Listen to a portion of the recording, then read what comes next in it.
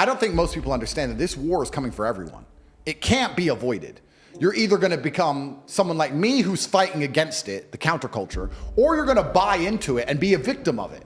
I don't think any man who wakes up and accepts the garbage that the Matrix tells them, that yeah, it's okay to be depressed, like we just talked about. Yeah, you should be running around doing perkies and Adderall and consuming porn and sleeping with a bunch of hoes. And yeah, go to school and get an education and get in debt. And then go get a mortgage and get in debt, and then 9 to 5 and just slave away, and you'll be retired when you're 74. It's going to be fine. All the things they push, all the standardized mechanisms that a man's supposed to live his life by, I believe lead to crippling depression and sadness anyway. I don't think that makes anyone happy.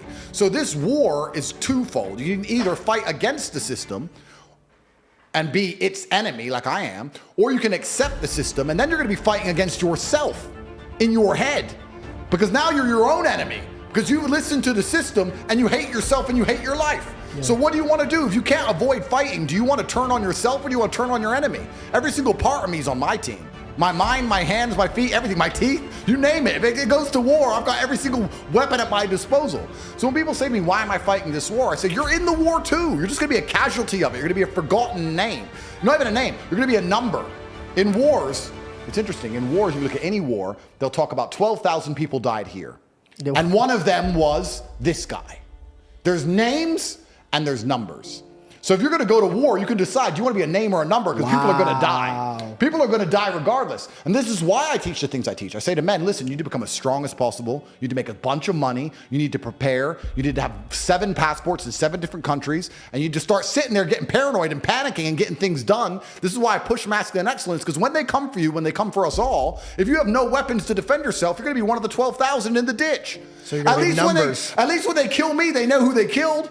At least they'll say they killed 12,000 men and Andrew Tate. Yeah. At least I get that. You have to aim for something. But this war can't be avoided, and everyone at home doesn't seem to realize Here's the thing that, like, I'm going to put you a little bit at ease and scare you at the same time. I'm ready. They killed Jesus, dude. You know what I mean? Like, if you think about it, they killed God. Yeah. Obviously, he wanted it to happen. Thank God he did. But here's the craziest part. Hey, man, this is the way of life. Oh, absolutely. This is the way of life. And I don't sit around anymore, and I don't fear it. And when you talk about pride, and you talk about all the stuff that we were talking about, I found this new confidence where I walk in a room and I just own it immediately. And it's a new way of thinking. My confidence comes with the Lord. Every room I walk into, this meeting, I said, God, you go before me. Yep.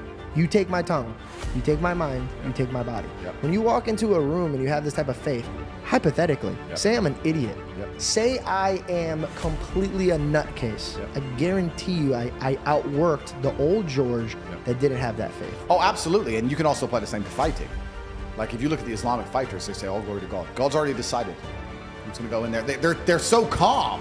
Yeah, and by the way, that's scary, It's dude. super scary. Yo, if you walk into a dude and he's just super calm, it doesn't care. Fuck all that. I don't even want to be here anymore. Absolutely. Yeah, like if I were to agree, and if I were to do a fight now, I know that it's in God's hands. So I'd be as calm. I'd be nervous, of course, and I'd want to be nervous, but I'd know, like, look, this is in God's hands. God's already decided. Allah's the best of planners. He will decide if I need to win and destroy this man or if I need to lose and learn a lesson. Then it's up to God. That's working off of fear, not faith. This is the ultimate position of the slave mind, because there are people who have a visceral reaction of anger towards me or towards you or towards anyone you can name. And they feel an emotion, right? And emotion's a real thing. Anger is a real thing. They'll feel a visceral emotion for a person they've never met based on an edited news segment from a propaganda organization. They're going to sit there and go, well, this propagandist has told me this, and now I feel rage towards this person I've never met. They haven't investigated anything. They haven't dived down the rabbit hole. They don't care. They just instantly comply and believe. If they can make you feel emotions with a short edited clip, well, then you are the enemy of freedom. You are the exact type of people they want, so they can play clips on the news, you get angry, and do whatever they tell you to do. You're the worst person in the world.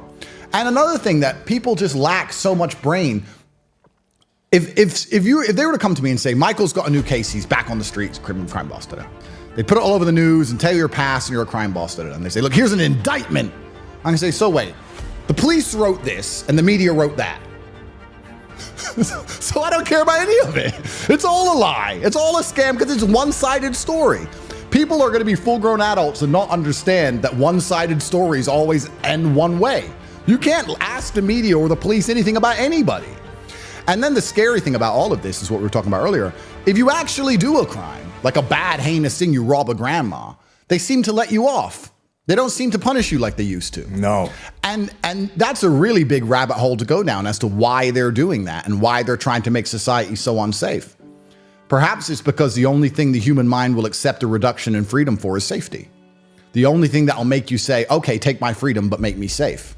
So the worse things get, the more dangerous it becomes to leave your house, you might end up agreeing to being locked in your house. And okay, you deliver my food, you deliver my bugs, and I'll stay home because it's dangerous out there. That's the only thing we'll give up freedom for is safety. You're right. So that's why it's getting more and more crazy by the day. El Salvador, the president of El Salvador, has proved you can fix any mess. He cleaned it all up. Mm-hmm. Are there some innocent people in jail, like we were talking earlier about Romania, Japan, etc.? Probably. But he's fixed it. I don't know if you've ever watched his speeches? No. Oh, El Salvador went from the most dangerous country in the Western Hemisphere to the safest. And what length of time? A year and a half. He just turned up, built a mega prison, said if you have a tattoo, or you're related to a gangster, or you're in a house with a gangster, you're all going to jail. And he just locked up everyone, head to toe, everybody. And now it's the safest country. And he's saying now they're going through the judicial process. They're going to do some jail.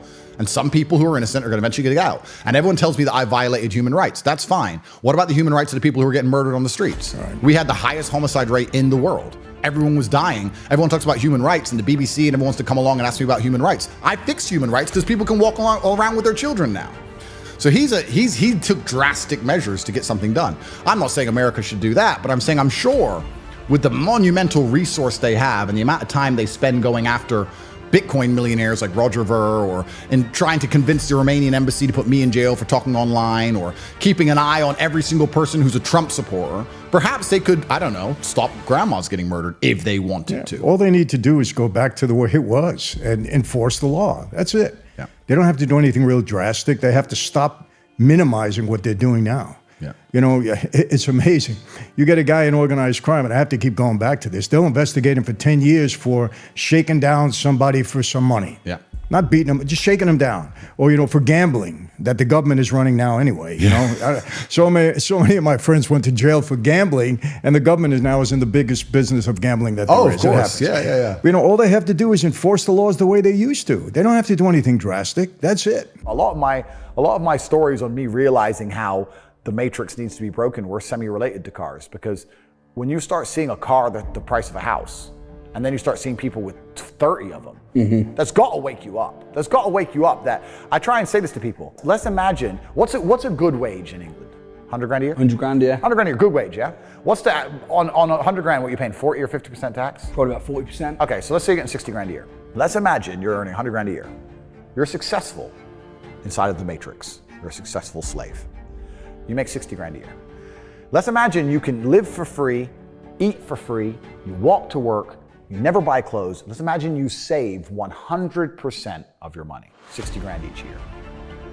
I don't want to do the math off the top of my head, but my Bugatti was 5.2. What is that? Is that like 90 years? It's a lifetime of saving. That's a lifetime of slave work without spending a penny ever once. To by the time you're a fucking geriatric and can't function, you might be able to buy one of my 30 cars. If that does not tell you the matrix must be cracked and there's other ways to make money, then nothing fucking will. Yeah. Because if you think you're just gonna work your way to the top and just stick to the rules, you're a dummy. No, you won't. You need to find modern wealth creation methods. You need to hack real estate like you've obviously done. I teach how to do it my way inside of Hustlers University, which is on CobraTate.com. Or you need a strong network. You can't just be sitting here thinking it'll just happen one day, because no, it fucking will not, because you're competing against men like me and we're taking it all.